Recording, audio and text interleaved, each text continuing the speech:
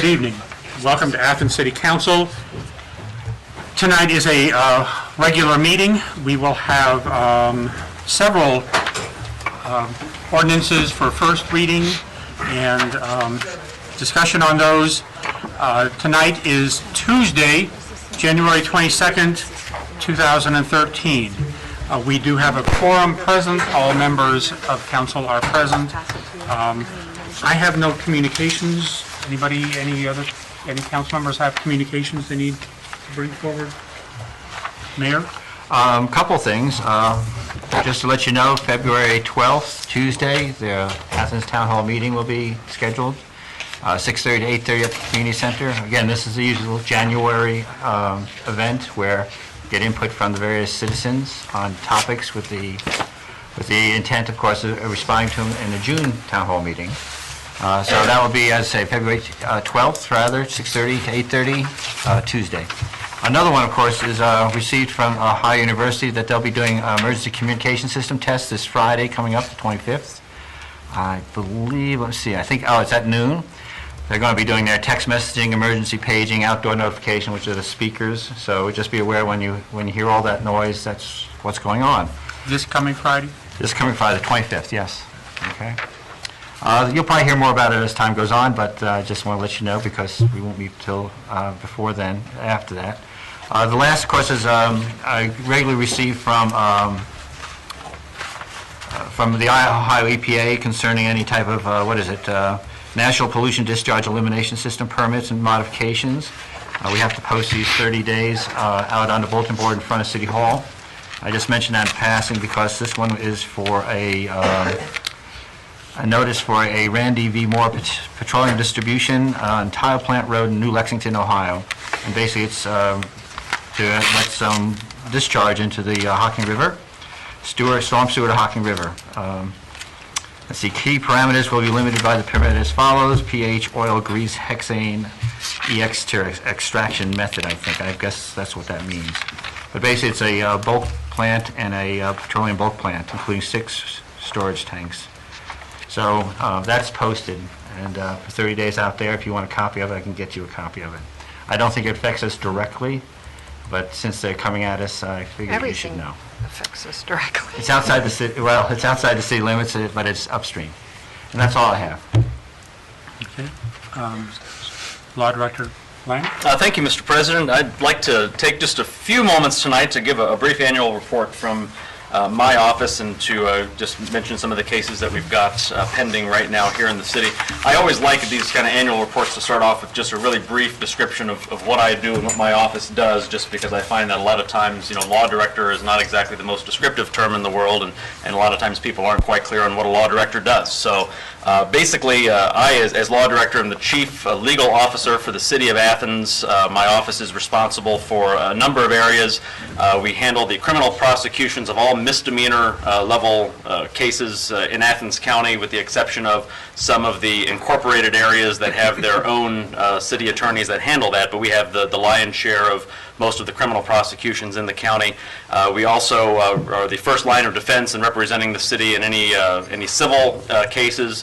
But I find what I spend a good deal of my time doing is that of an advisory role, so dealing with talking to council, to the mayor, to the service safety director, and the auditor, quite often to just kind of deal with legal issues as they arise and try to deal with some things before they rise to the level of becoming a real problem or a lawsuit for the city. So I'm a part-time position under the Athens City Code. Law director is classified as a part-time elected position. Some cities out there will, the city council will hire the law directors in certain charter cities, but the city of Athens, of course, is a statutory city, so we go by the government structure as outlined in the Ohio Revised Code, which calls for the election of law directors every 4 years. My full-time staff in the office, in addition to 2 legal secretaries, we have my assistant law director and chief prosecutor, Lisa Eliason, and then 2 other full-time criminal prosecutors, Tracy Meek and James Stanley, and they've all been with me for my entire 5 years in office, and all do a fantastic job for us.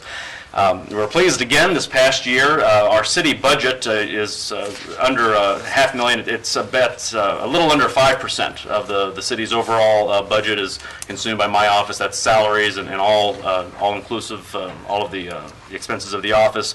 And we were pleased again this past year to be able to return a good deal of money back to the city from our last year's budget, that we were able to have a little bit of savings there. So we were pleased with that, certainly. In terms of civil cases that the city is defending right now, we are still, I believe, and I'd have to check the filing date on one of these cases, but I believe we actually had no new cases filed against us in the past calendar year. So the 4 cases that we're currently defending, I believe all 4 of those were prior to this past year.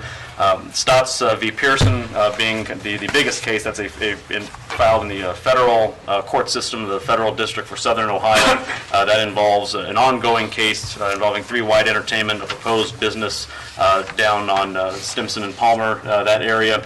And this is actually, the facts underlying this case date back to before I was even in office. That goes back to 2007 when that first began being an issue, and we're still dealing with that in a federal lawsuit today. 2 of the other cases that we are currently defending are sort of, I would kind of describe them as garden variety, in the sense that these are just infrastructure cases, one dealing with an alleged damages stemming from an alleged water line break, another case dealing with a storm sewer backup. So those are both property damage cases in which the city has been named as a defendant.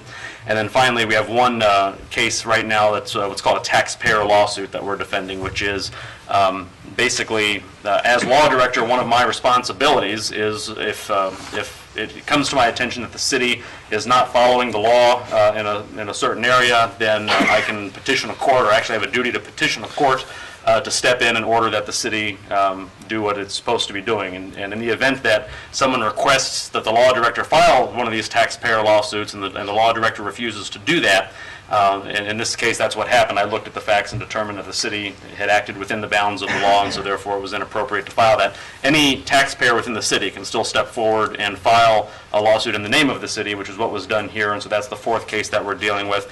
There are other cases that we're also dealing with that aren't technically cases in which the city is named as a defendant, or in which any damages are being alleged, but typically we see this in the context of cases involving the Board of Zoning Appeals. Often if someone disagrees with a ruling from the BZA, or sometimes a ruling from the Planning Commission, people can file an appeal to the Common Pleas Court. So we've got a few cases in addition that we're dealing with on those, but those aren't alleging any sorts of damages, or they're not the sorts of cases that are going to directly affect the city's bottom line. So that's kind of just a quick sketch of where we find ourselves overall. I'm very pleased with where the city is at right now.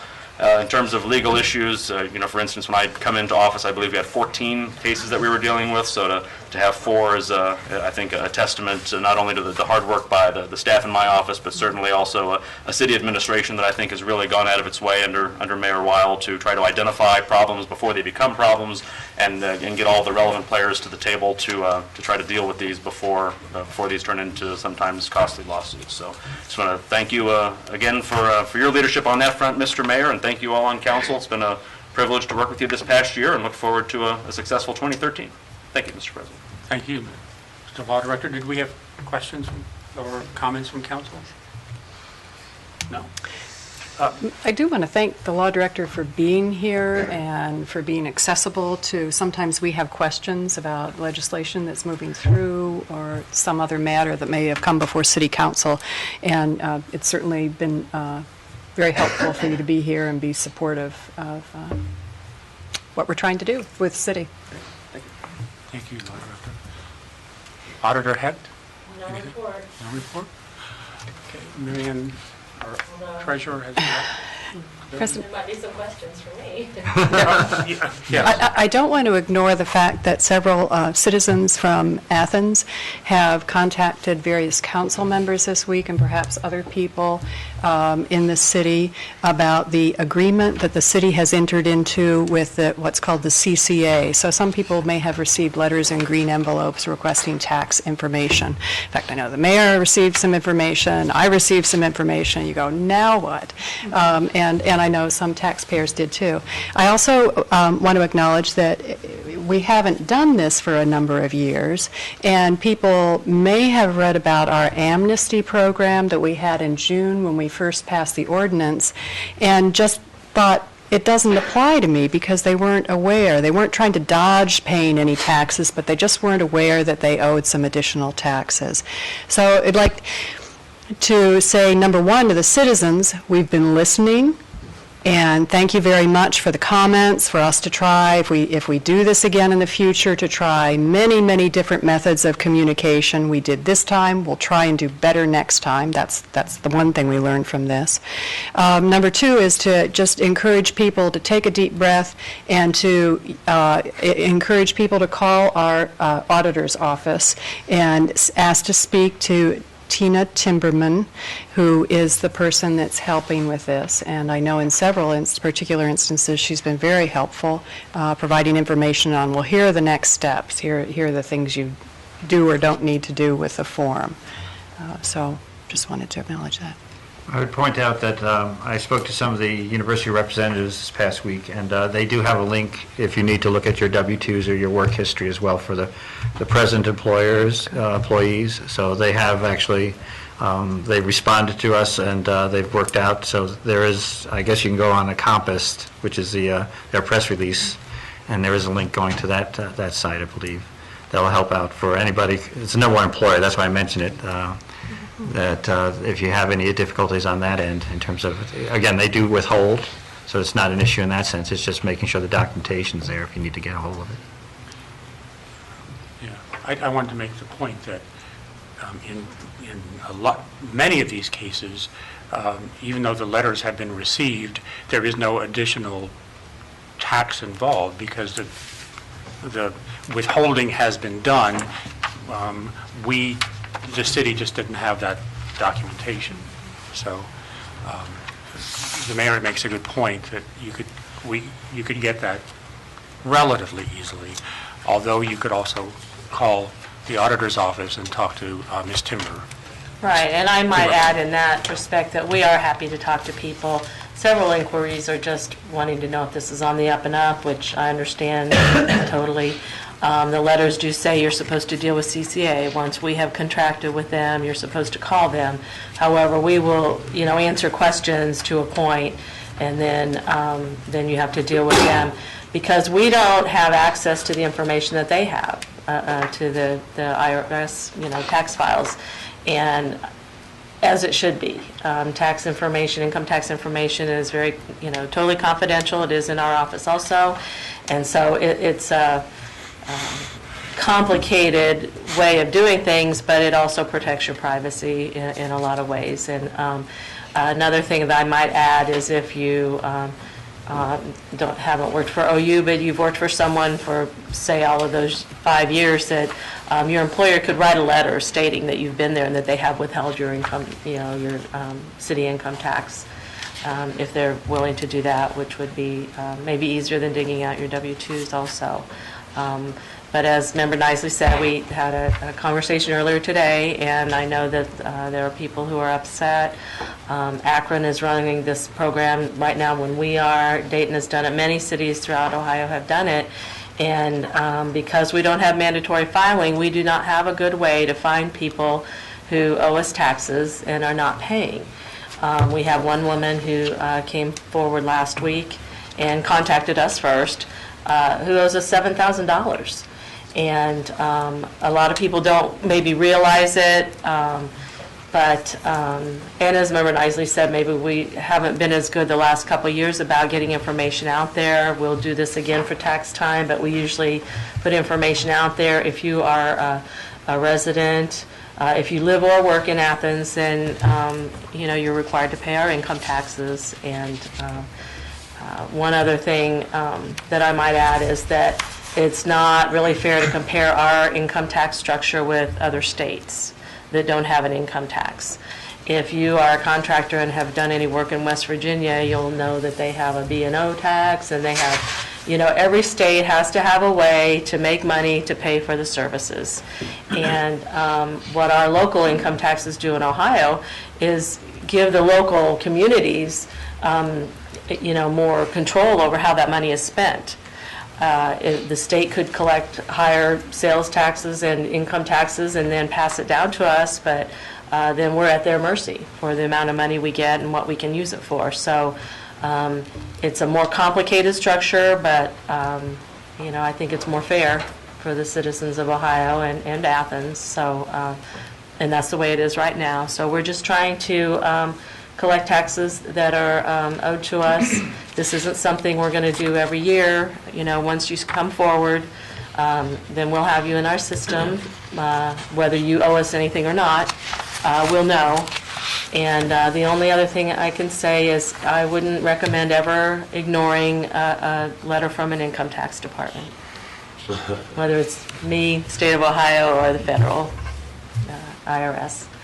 So I'll just leave that at that. Thank you. Kathy, I have one clarifying question, maybe you could help me with it. So if somebody works, say, for Ohio University or some other employer in the city of Athens, and they get a W-2, that means that that employer has been withholding taxes, and we hope in most cases that they've then been filing it with the city. Hypothetically speaking, I can't Okay. say that anybody pays taxes. I can't say that anybody withholds taxes from Okay. a tax administrator standpoint. But if an employer in the city of Athens has been paying you, they are required to withhold if they're in the city limits. Does that answer your question? However, we can't make employers outside the city withhold, although, as I stated last week, my husband works in Canal Winchester, and they withhold everything, including the school tax, for him. So it just depends. Okay. But yes, if they are an employer within the city of Athens, it's in our tax code, they're required to withhold. Member Gosney? I have a couple of kind of practical questions for people. I've been contacted by a number of individuals regarding this. One, if it's found that someone does owe money, is there a penalty, and what is that, and how do they get It's that? our same penalty and interest structure, although we changed our penalty structure as we did for the amnesty. We reduced it.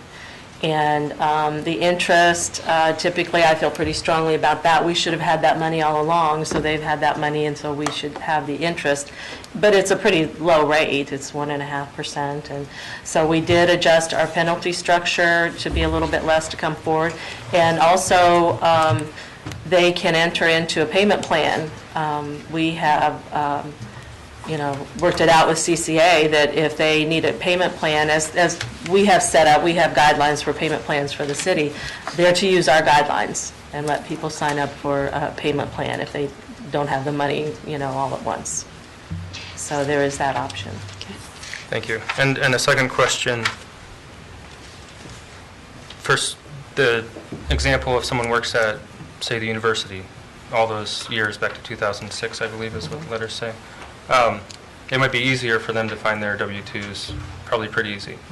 What if someone has worked for different employers and for whatever reason they can't track down one of their W-2s?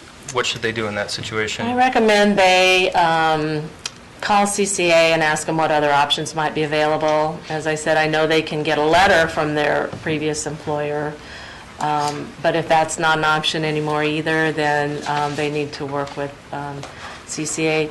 And, they should call, and if it's, depending on what, if they only worked for one or they know their taxes were always withheld, that's one thing. But if they aren't sure, if they've had income that they, weren't sure they were supposed to be reporting to us, they can work that out with CCA. I would ask them what their options are for complying in a difficult situation. But we don't know what their options would be. Say someone has 1 year they worked for somebody they can't track down. Yeah. So they're just at the mercy of CCA Right. and whatever they will agree I to. don't, and, it's kind of, closing the door after the horse is out of the barn kind of thing, but, I would recommend that people say, you're supposed to save your W-2s and your tax returns for, 7 to 10 years, and so this might be something to think about moving forward in your life, is keeping track of that stuff. In case you ever did get audited, those are the kind of people that might get audited also. If you move around a lot, if you're self-employed, those are some of the, people the IRS might pull their file to audit, and they go back, 7 years? 7 or 10. So, It sounds like tough luck for some people Yeah. that receive these letters that just have a well, hard like I time. said, getting a letter from your Right. employer, there might be other options if they're having a hard time. And they can always call our office and let us, know what their situation is. And if we can help them, we will. And so I guess Yeah. a follow-up to that is, other cities that have done this with the CCA, what is their non-response rate? I don't So know. for every 100 letters that go out, how many people are either unable to return them with a satisfactory amount of records, or how many just don't respond at all, and what happens to those people? I think it would be helpful for us to know. Can't or won't. Thank you. Yeah. Member Fall, Oh, did you sure. have your hand up?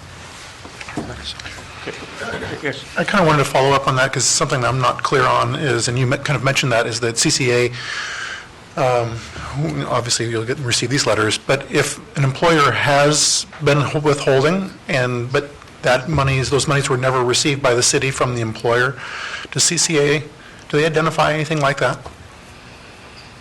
I don't know. Because it seems to me that for an individual who believes that they've been paying them, Right. or it's been withheld, Right. and if there's a number of them all working for the same individual, and if CCA could identify those individuals, it would certainly take the onus off of some of these individuals who may be scrambling, as Oahu was pointing out, Member Gosney was pointing out, in terms of being able to gather information that would be hard to And answer. that has happened before. It's usually found out when someone tries to file for a refund with us and we find out their employer never forwarded that money, which is, to me, one of the worst things someone can do is to take someone's money and not forward it on. But that's a good question. I'm not sure how, then it would probably come back to us to find out if that money was ever forwarded. Actually, what will happen is if you don't respond to the first letter, you'll get another one, and then I believe it comes back to us, and then it's up to us to, file charges for noncompliance. So your best option is to call. Whether you feel like you're going to be able to get it all together or not is to call and see what your options are, and at least, let us know that you not just holding out on us, so. But yes, we have about 10 people already, just in, a little less than 2 weeks, who owe us money that we know about so far. So. But yeah, that's another Member good Nysel, do you question. have your hand up again? No, sorry. Any other questions regarding this? Okay. We're going to move on to ordinances for first reading. Ordinance 0113, the first of this year. An ordinance amending the zoning classification between Utah Place and Townsend Place from R2 to R1, introduced by Councilmember Fall. Thank you, Mr. President. As we've had numerous discussions about this particular ordinance, it is rezoning from R2 to R1. It is accepting the recommendations from the City Planning Commission, who've looked at this process. This particular request for rezoning originated from citizens' concerns over on the Far East Side, and I would like to commend the citizens and all the people who've been in this process for their hard work and their patience. Rezoning usually does take quite amount of time, a good amount of time, because you are dealing with people's property rights and those sort of issues. And I'd like to just commend everybody, because people have had this very open and great dialogue between neighbors, between property owners, business owners, and that whole area. And I'd like to just say thank you, and to also say thank you to the Planning Commission for having numerous meetings with public hearings and meetings with people. This is something that we have discussed. I know that there is some concern, and I know that there is several council members that would like to look at maybe amending this process. I'm going to turn it over to Michelle. So, Mr. President, I'd like to move to amend 01-13, which is what we're talking about right now. Second? And for those in TV land or out in the audience too, just so you know, maybe it'll come up on the screen, I'd like to see the first map that we had, which was the what it looked like beforehand. So that was all zoned R2, the yellow. And so what we're looking at now is map number 2, which has the brown being R1, single-family residence, and that is what the discussions and the town meetings and everything, the Planning Commission has recommended. What we are asking to amend is that small section on the far right, which are the parcels. There's 5 parcels, and we've had folks come in over the last few meetings to discuss with us why they wanted to keep that R2 that does abut a B3, I believe, business zone. And so I am moving to amend that those parcels remain R2. I don't know that I need to read off those numbers. There's 5 parcels. We have those numbers documented. We do have them. Yes, we do. So we have a motion to amend. Seconded. Did I hear a second? Yes, a second. We already have a second? Okay, so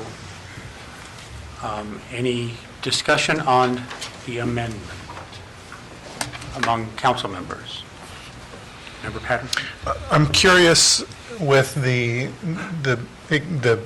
R2s, or this amendment with the R2s being the goods properties, the parcels, are there other vacant parcels, undeveloped parcels within this area? And have those owners been contacted?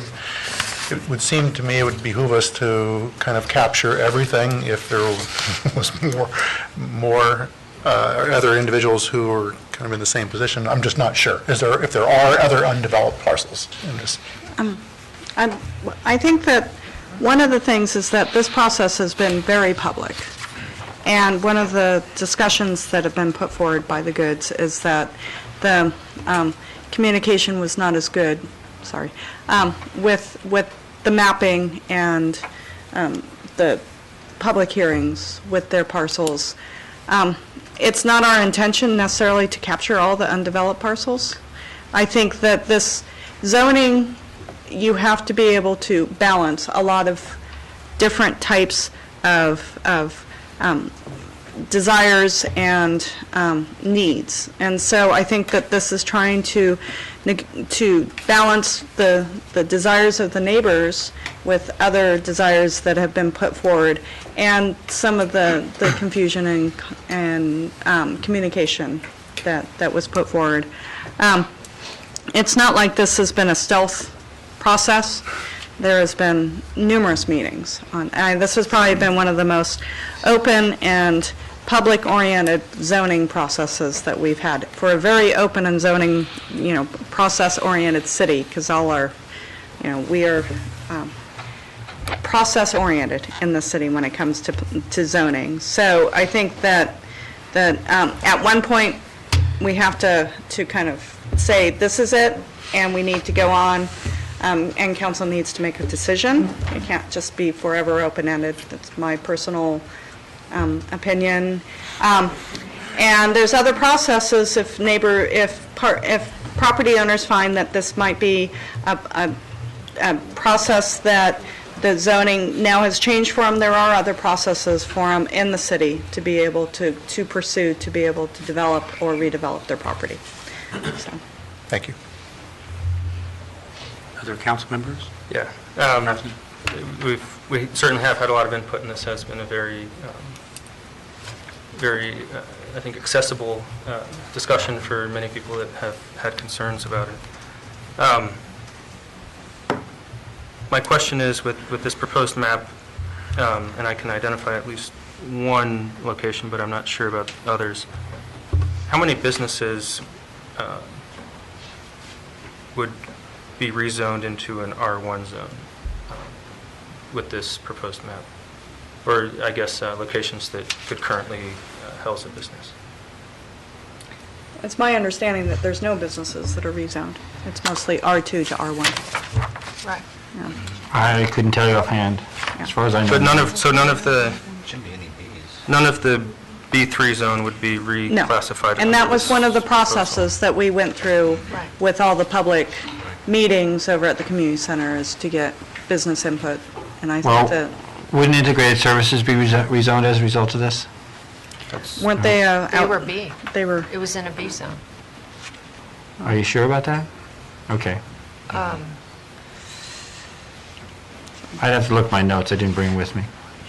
Because it looks to me like there's a car wash location that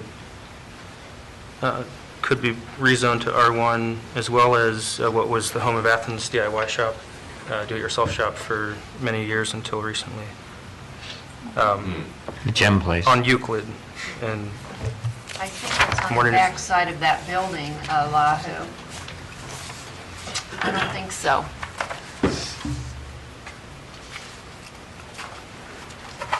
okay, well, we can, there's time for me to go down and determine this outside of council. right.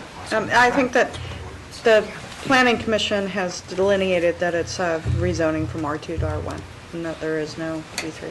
If you read the ordinance as well, it says that. Right. And the planning commission recommendations, which have been brought up from the planning commission. So, and Okay. we can look at the map again, but I think this is their initial discussion with many of the neighbors, with the business, is working this out many months, May, April, last year, I mean, many months ago, so. Looking at this other map, it looks like those are grandfathered in right now, currently, so it's They'd be non-conforming. it's already been... Yeah, that they're already non-conforming, Okay. so, Thank you, those were the two that I... okay. And Had a if you question. recall, we've had lots of different, we've had business owners, and we've had from the community neighborhood group here, and I think when it comes to these 5 parcels, which is what we're discussing with the amendment, people were willing to compromise and have those empty lots be R2. So, Right. Okay, we do have a proposed amendment to the ordinance.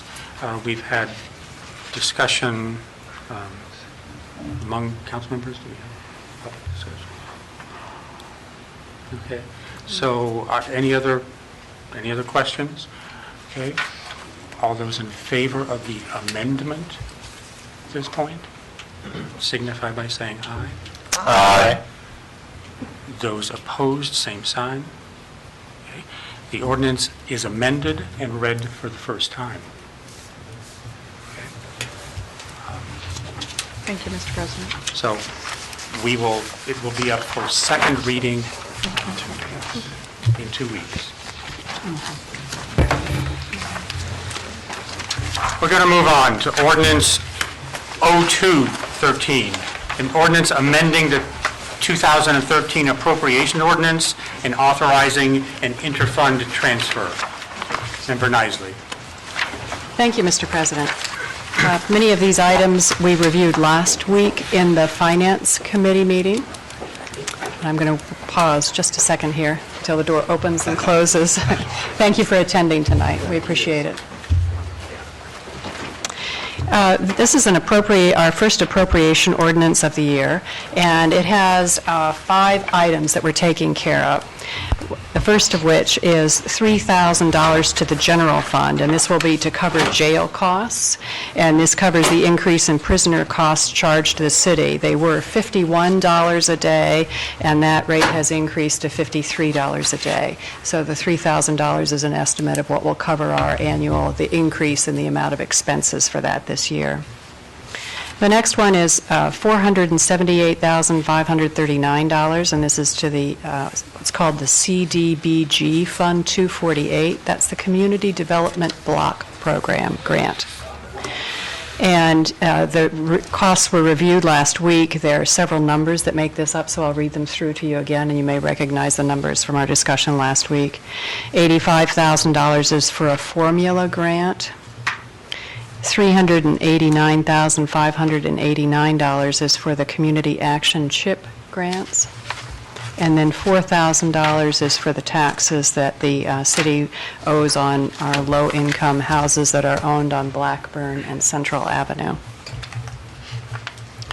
The next item is $36,050, and this is to the Street Rehabilitation Fund, and this is for urban paving, which Councilmember Gosney discussed last week. And these are for paving repairs to be completed by the Ohio Department of Transportation. And as I understand, there are two locations. One is bridge repair over the Margaret's Creek, which is near Route 682 and 56. And with a request to see if bike lane might be able to go in. We'll put that plug in one more time informally. And then also paving portions of Route 50 that are within the city limits. And this is in the area of town that's known as the South Y. And that's where the old Route 33A and 33 intersect with Route 50 heading west. So it's at the south end intersection of town. There are two items for our tax incremental fund. One of them is $235,000, and this will go to the TIF Fund 593, and this will cover the school share and auditor's fees. The money. And this money in the tax incremental financing, you may remember, is money paid by certain commercial properties in lieu of taxes, and then a portion comes back to the local schools, then a portion goes to the city. And so right now what we're doing is saying our revenues are going to be about $485,000 from this. Here's the split, that the 45% goes to the schools. So this 45% is $235,000 at this point. And then two lines down, you'll notice that there's $250,000. That's the city's portion of the TIF, or tax incremental financing funds that are coming into the city. And we use these funds then to pay down our loan on the East State improvements, or the community center. No, actually, it's for the widening of The the widening street. of East State Street, Street. excuse me. So it's specifically designated for those purposes. And the last one is $172,085.96, and this goes to the Water Debt Fund, and it's for final payment to the contractor for improvements that we made to the Joneswood Terrace area on the north side of the city. Those were completed last year, and we're now needing to make the final payment. Okay. And then Section 2 of the ordinance. Section 2 then makes an inter-fund transfer, thank you, Mr. President, and it moves the money from the TIF Fund 593, the $250,000, over to the East State Street Debt Fund 483. Okay, does any of this require suspension of the rules at this time? Member Nisley? Did you No, know? not that I'm aware of. No. Good. Then we will move on to Ordinance 0313, an ordinance authorizing the payment of prior year expenses and declaring an emergency. Again, introduced by Councilmember Nisley. Thank you, Mr. President. As we discussed last week again in our committee meeting, when the city has bills that are greater than $3,000, then they need from a prior year, then they need to come before City Council for approval. And in this particular case, we have several expenses, one of which is $31,854.39, and this is to the Internal Service Medical Fund, 866. And this is to pay for December's medical expenses that the city incurred. So we need to pay those out. That was December 1 through December 31st. And then the other amount is $8,500 to the General Fund Lands and Building, and this is for payment of certain of our streetlights in the city and the electricity used for them and the amount owed to the electric company. And then Section 2 of the ordinance then authorizes the Service Safety Director to expend the money and pay the prior year bills. So it would be same amount again, the $31,854.39 to the Internal Service Medical Fund to Caremark, and then the $8,500 from our General Fund Lands and Buildings to American Electric Power. Yes. I would request that we suspend on this since they are prior year bills. If that's, Yes, we hadn't discussed that, but actually they are bills from last year. And that makes Need sense that we approval. get them paid in a timely manner. Mr. President, I request that we consider this under this particular ordinance under suspension. Second. Second? Second. All those in favor of suspension of the rules? Aye. Those opposed, same sign. Okay. Okay. And the purpose being to pay them in a timely manner. The rules have been suspended. Mr. President, I move approval of ordinance 0313. Second. And as previously described, and I won't go into it again, it's paying our prior year bills. All those in favor of ordinance 0313 and under suspension of the rules signify by saying aye. Aye. Those opposed, same sign. Okay. Ordinance has been passed under suspension. We're going to move on to ordinance 0413, an ordinance amending 013212, authorizing the mayor to execute a housing revolving loan fund administration agreement with the State of Ohio Department of Development and declaring an emergency. Member Nisley. Thank you, Mr. President. 0413 is, you might say, a bookkeeping ordinance in a way. We passed two ordinances earlier this year, one with an agreement with the state that we have for our revolving loan fund agreement, and then another ordinance that we passed that is with HAPCAP, the agency that does the administrative work for this revolving loan fund.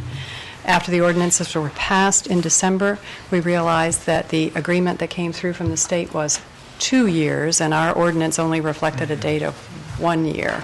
And so what we're doing with these next two ordinances is extending the end date of these agreements to 2015 rather than 2014. So it's actually 2 years to 3 years. 2 years to 3 years, thank you. Any comment? Okay. Excuse me. Moving on to ordinance 0513. An ordinance amending 013312, authorizing the mayor to enter into an administrative services contract with Hocking Athens Perry Community Action, HAPCAP, to administer the Housing Revolving Loan Fund and declaring an emergency. Member Nisley. Thank you, Mr. President. And this is the partner ordinance to the one we just previously described. And as the mayor clarified for us, that extends this from a 2-year contract to a 3-year contract with an end date of 2015. And I will ask for clarification from administration. Does this need to be suspended, or? I don't think so. Okay. As long as we're moving forward with it, we should be good. 3 years to do it. No, we'll get it done before then. Ordinance 0613, an ordinance providing for the issuance of $220,000 of notes by the City of Athens, Ohio, in anticipation of the issuance of bonds for the purpose of renewing notes issued for the purpose of paying part of the cost of acquiring and installing energy conservation improvements at the city's recreation center and declaring an emergency. Again, Member Nisley. Thank you, Mr. President. Several years ago, we installed some energy-efficient improvements to city property, and I think these were primarily at the recreation center. And at the time that we did that, we borrowed $350,000. And we have a note for the amount that we owe right now, which is $270,000, and that note is coming due. City Council in cooperation or collaboration with the city administration made a decision to pay down $50,000 of that $270,000 owed, and then we will also pay the interest owed on that. So the $270,000 minus the $50,000 we're paying down, what we now need to do is issue a note for $220,000. So that's what this ordinance does. Mayor Weil? Do we have from the Recreation Department, do we have these were for energy conservation, which we hoped would lower our costs. Do we have a report from them? No, Did we not get yet, one? no. No? We couldn't get one? I'd anticipate that I'd need to put it together. I don't mean like tonight, but I can sometime. we'll find out. I know a lot of it's ongoing. This is the Perfection Group that was putting all the installation in, but we'll find out. I'll check on it. And I do know that the savings, just for some information too, I think what we're doing is looking at the savings over a period of 10 years. And that's also part of the rationale for paying part of this money down now, is that before the equipment becomes obsolete and we're needing to upgrade, if we can pay this off, in a timely manner each year, then hopefully it makes it efficient. It doesn't answer the question about savings, but it's Well, part of the the mayor rationale. might remember better than I do, but some of the things that they did, a lot of it has been the lighting. Lighting, the heating, the Right. fan system. The Circulation. automatic flush toilets, things that we all know are energy savers, so maybe we don't know the exact amount, but there's a lot of lights in that building. It's a big building, so we know that that's a big one right there. And the heating system, right, was only 10 years old and was updated. Did they put timers or something on the heating things? No, but they did improve the efficiency of it. I think the return on investment of this was supposed to be 8 years, I think. Okay. I'm not sure, but I seem to recall that was the span we were looking Is at. that an average? Lights, it's a year, but Yeah. just different things have a different return on investment. And maybe that's was something the that the average, I think. Perfection Group can also help us as we make the estimates. I think that information is out there. It's just been a while since we've looked at it. Thank you. Ordinance 0713, an ordinance authorizing the Service Safety Director to submit an application and enter into contract with the Ohio Department of Transportation, ODOT, for Safe Routes to School funds and declaring an emergency, introduced by Councilmember Butler. Thank you, Mr. President. We discussed this in committee meeting last week, and perhaps I'll ask briefly, do we need to suspend on this as well because of the March 1st deadline on the application? That's not necessary? I think we have time, don't you think? Okay, super. It's got an emergency clause on it, so it should be good. The total cost of this project is estimated to be $120,000, and according to an email update from our Public Works Director, Andy Stone, the Safe Routes to School Committee met earlier today and are looking at the feasibility for applying to the following potential projects. One would be the Merkle Stairs that we discussed, which is I believe, an abandoned alleyway that we looked at during a couple of our tours. They've applied for that in the past, but have not had much luck. The second would be on Elmwood Street. There is a missing sidewalk section. I don't know where it went. Just a little joke there. And that's on... It walked away. So one side of the street between Shannon and Home Street, I believe there's a missing section of sidewalk there. I haven't been on Elmwood recently, but on Madison, this is number 3, the Madison sidewalk from Spring to Grosvenor, so that would be a new potential sidewalk. And then lastly, number 4, Morris Avenue. So this would be constructing missing sections of the sidewalk at the very end of Morris. That's the update on this particular ordinance. Thank you, Mr. President. Mayor? Again, this is round 5, so we've gone through a lot of the easy ones.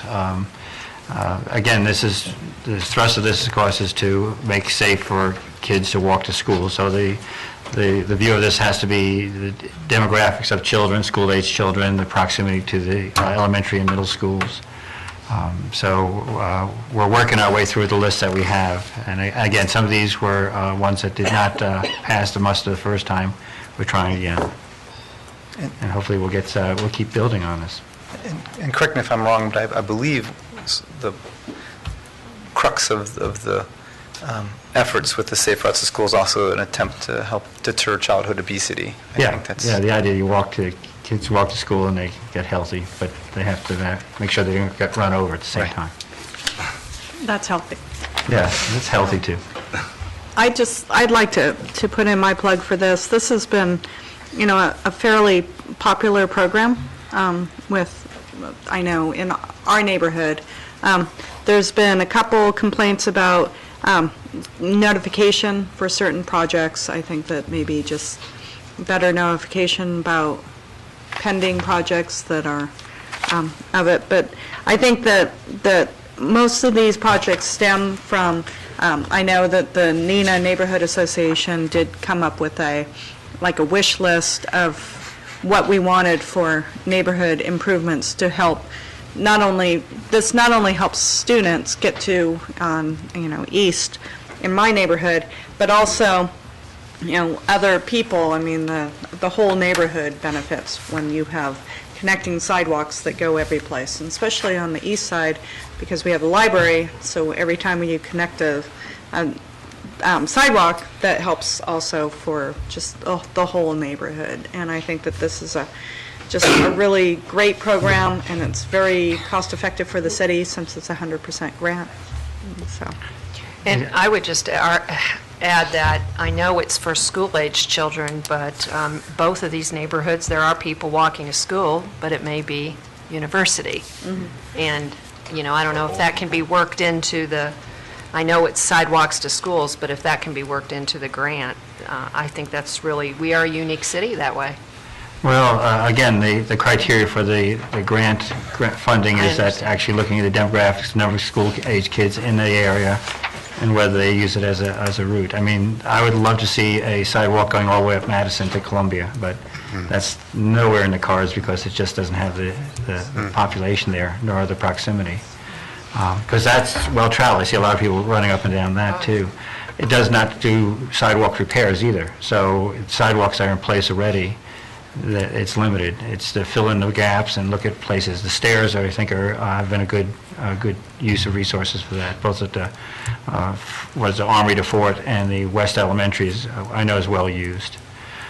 We did some on our own. Sometimes we have to pay some. I think Verona, we couldn't make a standard sidewalk, so we had to chip in our dollar for that. It just couldn't make it wide enough. And that's where the other limitation will occur, the right-of-ways. We don't always own the right-of-ways or have the right-of-ways to put in the sidewalks we'd like to put in. And you're right, if you're trying to push a stroller and you have to jump off the curb and get into the street, it's no fun, regardless of age.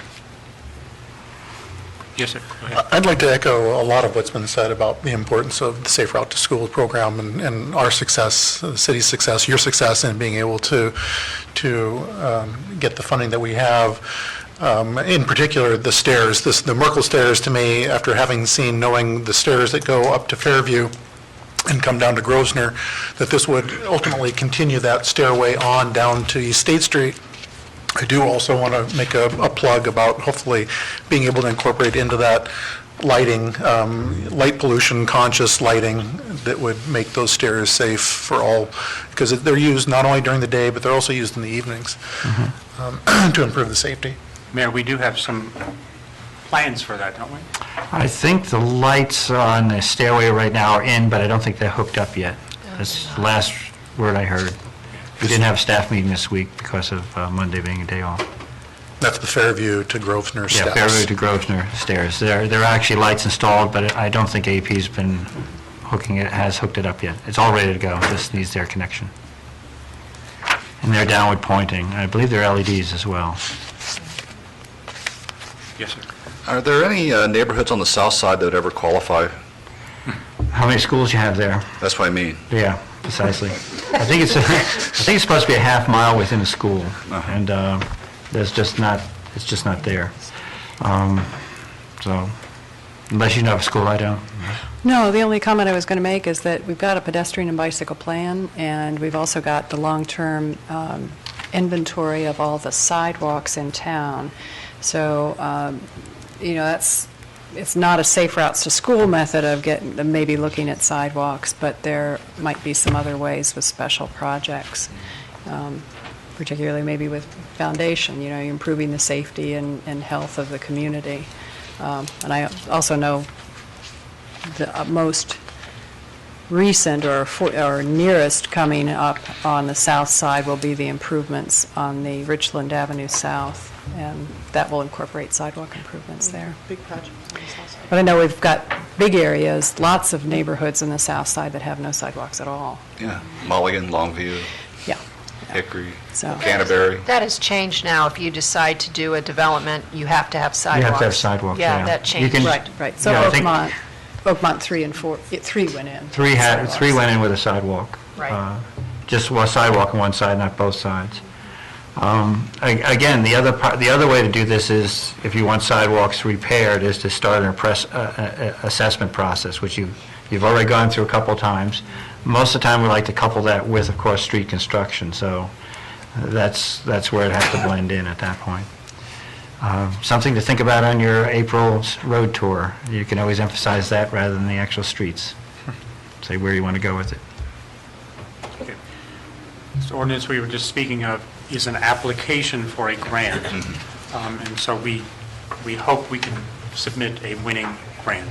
And as the comments have been made, we have made successful grants the last 5 years. 4 years. This is number 5, yes. Moving on, ordinance 0713, an ordinance authorizing the Service Safety Director to submit an application and enter into contract with the Ohio Department, whoops. We read that. We just did that. How about ordinance 0813? An ordinance authorizing the Service Safety Director, I knew it, to submit an application and enter into agreement with the Ohio Department of Transportation, ODOT, for a Federal Highway Administration Small Cities Program grant and declaring an emergency. Member Gosney. Thank you, Mr. President. Like the last ordinance, this one is also to allow the city to enter into a grant application with the state of Ohio, and this is for federal funds that they administer for small cities that meet certain criteria, such as Athens. This is for a major infrastructure improvement project that the city has been planning for a couple years on the Richland Avenue corridor from the, I believe from Dairy Lane back to the Y. This is something that we hope we will get enough money to perform this project and complete it in 2014. So it's a little bit ways off, but the money needs to be found now.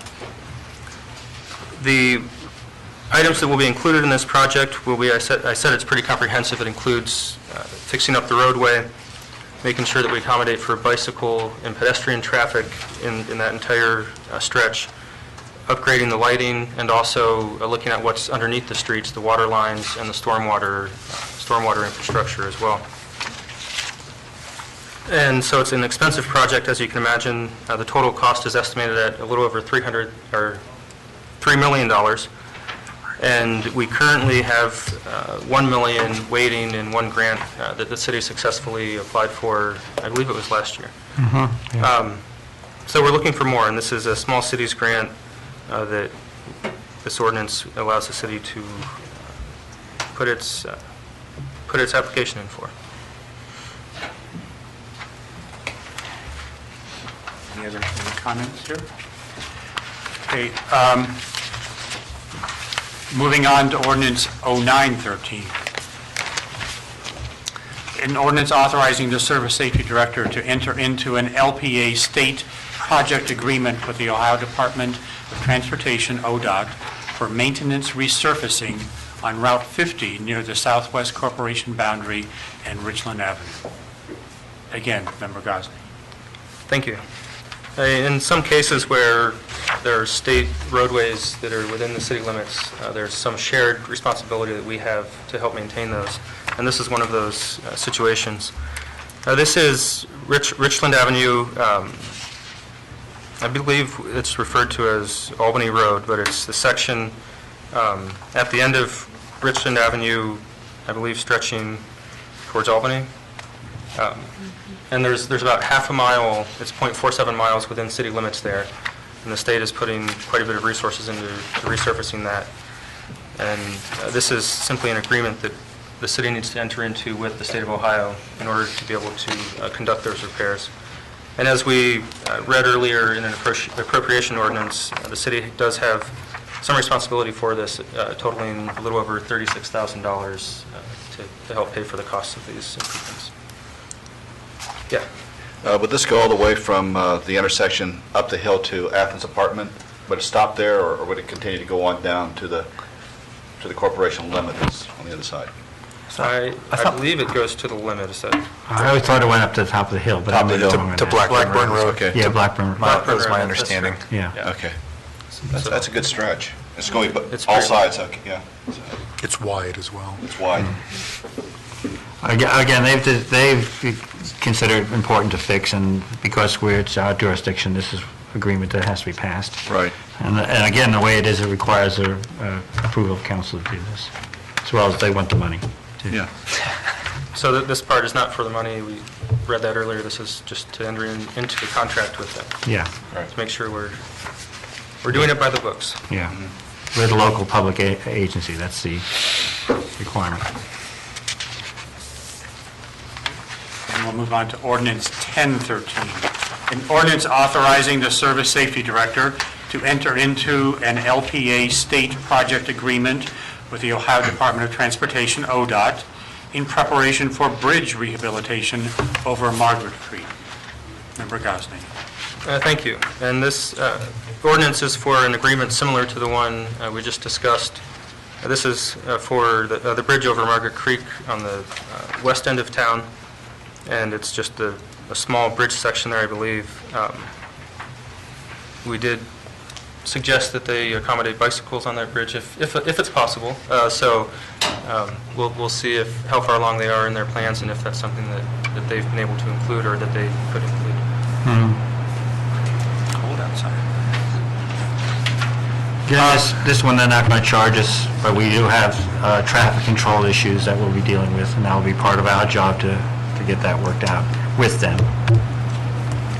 And that is a summertime project? Yes. Ordinance 1113, an ordinance closing a portion of Court Street from Union to State on Saturday, April 20th, 2013, from 7 a.m. to 6 p.m. for the International Street Fair. Again, Member Gosney. Thank you. This ordinance is to prepare the city for one of the most anticipated events of the year, and that's the International Street Fair, largely organized by the Office of International Students and Faculty Services in conjunction with the International Student Union at Ohio University. The date is changing as many dates of events are changing due to the switch to semesters, and so this year's event is scheduled for April 20th, and I believe the plans will be similar to previous years in terms of the length of the closure and the types of activities that the groups will be planning for this. Questions? Those are our ordinances. And then we have a resolution for first reading. Resolution 0113. A resolution indicating the services the City of Athens will provide for the proposed annexation of approximately 2 acres located at 2 Ridgeview as requested by the annexation petitioner and declaring an emergency. Introduced by Councilmember Fall.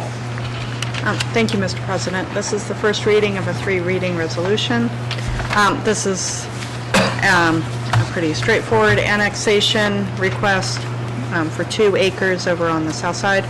And it will be, in the Section 1, identifies the services that the city will provide once the property is annexed into the city. Part of this is to, once we do this resolution, it goes to the county commissioners, and they say, well, good, the property will be taken, the services will be provided for the reason why most people want to be annexed, and then they can release the piece of property. So the city has, through this resolution, will identify that they will provide water, sewer services, police, and fire protection for the piece of property. Pretty straightforward. I did have the clerk, thank you very much, send out a quick update of how annexation works. And if people are interested in that, just for general public, you can contact the clerk of council, and she can send that to you. And it gives it in like a 6-step process. It's not really that, it looks like a long process, but it doesn't necessarily have to be. Thank you for sending that out, by the way. I found that very informative to find out how the process works. So thank you. That finishes our ordinances and resolutions. Do we have any other comments from council members? I have an item to bring up.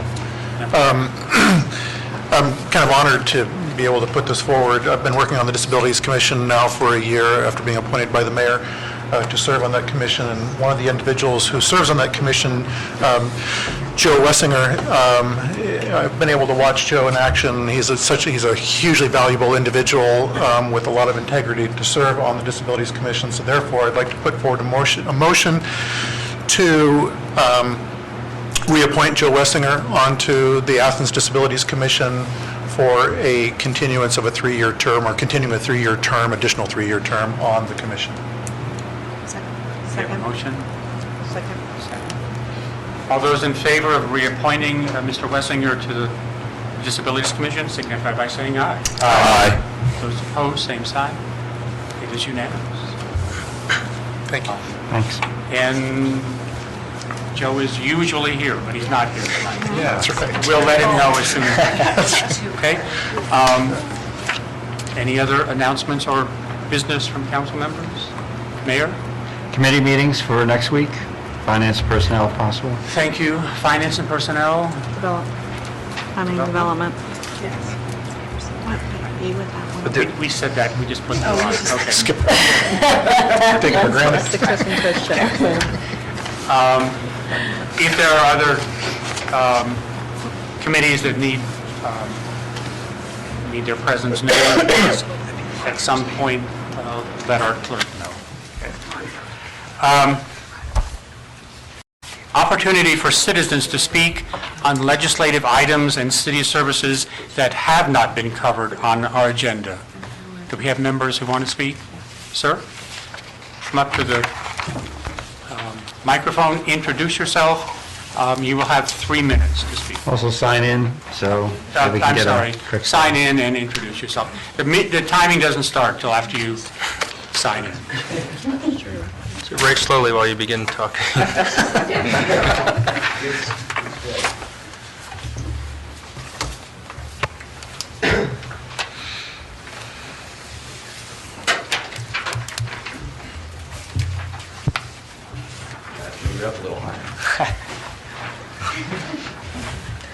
Thank you for your time and attention, City Council and Mayor Paul.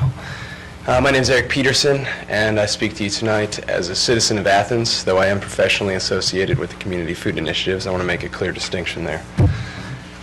I would like to propose an amendment to City Code regarding keeping poultry in the city, and I'm aware that this came up a few years ago, and I read the precedent, but I feel that we can revisit this policy and hopefully have a fruitful discussion about it. Now, I have a prepared written statement, though I fear that will possibly exceed 3 minutes. If you would like, I can begin to read that. So thank you again for allowing me this time. We wish to engage with all of you in a discussion on the matter of keeping hens within the city limits, to propose regulations and that may result in revenue to the city that can be of myriad benefit. As it stands now, a coop must be 100 feet from any neighbor's property line to be acceptable and in compliance with city code. This demands that there essentially be at least 200 feet available, as you must consider the land available on both sides of the coop. Within city limits, very few properties, however, fit this condition, thus obscuring the reality of the issue that while, yes, keeping chickens is legally viable on paper, the requirements to do so make this an impossibility for most of our city's residents. So I'd like to point out here that there are certain clarifications we must make as the prevalence of misinformation or lack of information demands. Most common concerns regarding poultry have been thoroughly addressed in attached documents. I prepared a statement I'd be happy to share with you. But I don't want to delve too much into that. But after reading up on the facts of this issue, I believe it would be quite difficult to argue against it, against rethinking the policy. We're discussing very small operation here. I was proposing a proposal here for just keeping 4 hens maximum, no roosters, which eliminates noise, and that this require an annual fee of $25, which would generate revenue for the city, which I was hoping could be put towards an animal control officer. To my understanding, from who I've talked to, we don't have one. Is that correct? And there are certain parts of the city where that would certainly benefit. For example, over by Arts West, there's quite a few stray cats and even a few dogs roaming in. So I think that, of course, would be beneficial to the city as well. So Athens, as many of you know, I see the mayor every week at the farmers market, which is wonderful. It's home to a rich and diverse local food economy, and I feel like this rethinking this and having a fruitful discussion about it, and hopefully lifting. I guess that's my red light there. But I'd be happy to pass this around and share this with you. Can we make copies? Yeah. Can you make copies? I have one now. I didn't know what to expect. It's my first city council meeting, so. Well, you can pass it to Debbie. We can do that pretty quickly. Okay, At- excellent. At the end of this meeting. Thanks, sir. Thank you. Yeah, thank you. Again, thank you for your time. Thank you for your... talk. Do we have anybody else who would like to speak to city council? Sir? Same thing. Sign in, introduce I don't think you have yourself. a pen up there. Badger. I might as well leave it up there. I got an extra. Okay, thank you, Mayor.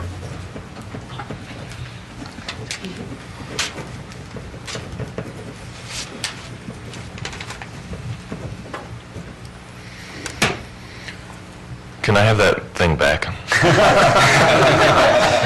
Boy, that was quick. No, please, Badger?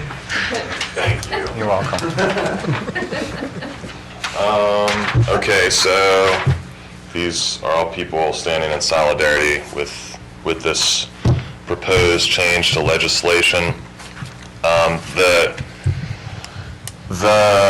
From what I understand of the precedent, the opposition to sort of legalizing or regulating keeping hens in the city, it was based on fear about contamination from feces and the noise from roosters. Those are both legitimate concerns, but as this states, this position paper, Columbus, Cincinnati, Cleveland, Akron, have all very effectively gotten around this problem.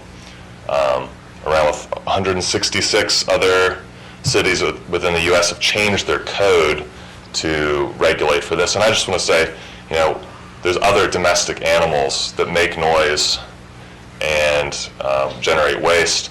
Dogs, for instance, bark and they poop, and we've somehow managed to get around those. If somebody's abusing a dog and it's becoming a nuisance, you call up the police or code enforcement and they come over and deal with the problem. I think the same really applies to chickens. With just I mean, I know that Eric got the permission of his landlord and everybody from the adjacent property owners, you know, and with that much, you know, community consideration, it's perfectly reasonable that we could do this, and yeah, I urge your consideration. Thank you. Thank you. Thank you. Can we have that thing back? Do we have other members of the audience who would like to speak to us? Okay. Seriously, we'll make copies of this and give it back to you. With that, we will adjourn this meeting at 8:15.